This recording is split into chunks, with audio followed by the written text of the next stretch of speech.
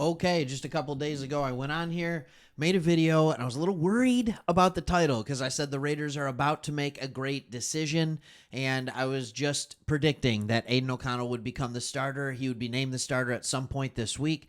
It has happened. The Raiders have made a good decision. This is a smart move. So what we are going to do is we are going to look at what Aiden O'Connell brings that Gardner Minshew doesn't, but we're also going to look at the state of the roster. We're going to look at the state of the coach, and we're going to talk about kind of what this all looks like. And yes, of course, we're going to talk about Davante Adams. We're going to talk about the Davante Adams trade, what that looks like.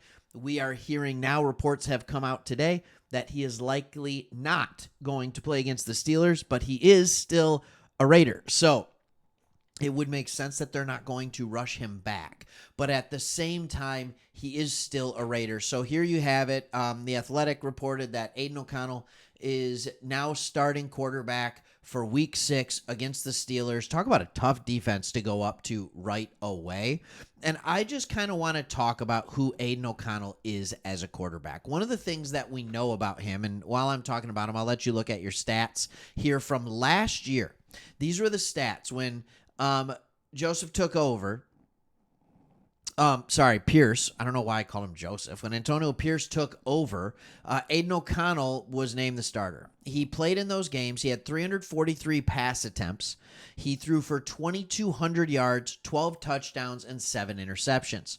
So there's a couple things that I like to look at when I'm looking at quarterbacks, right? I like to look at, hey, what was their completion percentage? What was their passing grade and all that kind of stuff. So what you see here is he received an overall grade of 65.9. In other words, and the way PFF does this is they try and understand what the play is. It's not perfect because they're not one of the coaches, where it's designed to go, what the reads are, and they determine how well a quarterback went in that play. Did he read the defense correctly? Did he throw to the right route? All that kind of stuff.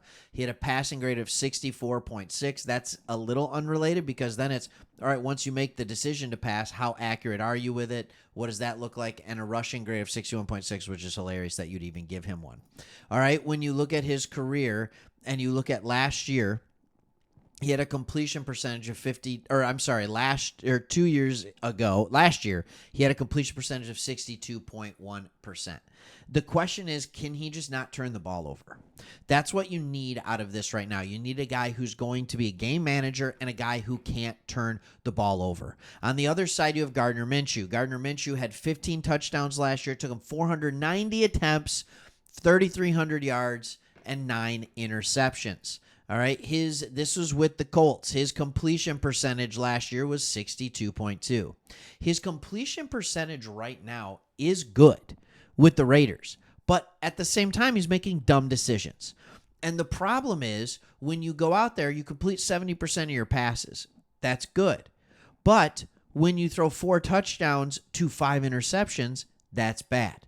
All right, Gardner Minshew is a guy that since really 2022 in Philly has been known to turn the ball over. That's who he is. You want Aiden O'Connell to come in and to look good, not turn the ball over, and just run the offense efficiently. Now, here's the things that I think we need to talk about. Does this team have proper weapons in order for him to be successful? All right, so I'm going to let you look at the full starting lineup as according to PFF in base packages, in what the team plays the most often, base packages. And what you're going to see here is an offensive line that is respectable on the left side and up the middle to an extent, and there's some struggles on at right tackle right now. But you have Brock Bowers, who is grading out as the best tight end in the NFL this year. And by the way, if you watch him play, I don't even disagree with that. If you look at Brock Bowers through these 5 games, he's sitting here with 28 catches on 35 targets with 313 yards. All right, the QB rating when targeted is 89.6, which is a higher rating, trust me, than what he has. He's started recently getting some big plays. I think he becomes the focus point of this offense if Davante Adams is traded and when Davante Adams is not healthy. When you look at the other things, it starts to look a little bit more of a struggle. Zamir White has to stop fumbling the football. But Trey Tucker, DJ Turner, Jacoby Myers, can they make up a respectable receiving core? All right, look, I would argue that this receiving core is better than the one he had last year. All right, Jacoby Myers is still there. Tucker has kind of gotten better. He's kind of a fun gadget guy, a quick speedster little guy. All right. And you have to think to yourself, all right, this is good. I would look to see more 2 tight end sets with Michael Mayer in there. And so you have the more run and pass threat going on, and you just simplify this offense down. That's what you have to do. But this is the right decision because you can fully understand what you have going forward in Aiden O'Connell. Hopefully you can get the understanding of, hey, if we put the right people around him, can a non-athletic quarterback like him be successful in this league? That's the question you have to ask. Now, we then have to talk about Davante Adams, because if Davante Adams is in, all of a sudden this goes from, I don't know if there's enough talent in this receiving core and tight end group to, all right, this is a really talented crew because you have a number 1 receiver in Davante Adams for sure, and you have a number 1 tight end in Brock Bowers. And this can be more explosive. But the question is, what is it going to look like? All right. An agent's take is that the Raiders trading Davante Adams seems inevitable, but plenty of obstacles remain. So I thought this article on CBS Sports did a great job of breaking down what the trade compensation could look like. I thought it did a really, really great job. They're saying the asking price for Adams is a little on the high side, given the most recent trades. They're asking for a second-round pick plus. Now, let's just say they want just a second-round pick. That seems fair because they're going to let him go. They're going to release him in the offseason for nothing, right? LA Chargers dealt Keenan Allen last year for a 4th-round pick. Now, I want to make something very clear, and I want to say this, and I've said this in the past. We have a Chargers channel too. Keenan Allen is not Davante Adams. He's not as good as him at all. That's just, he's not.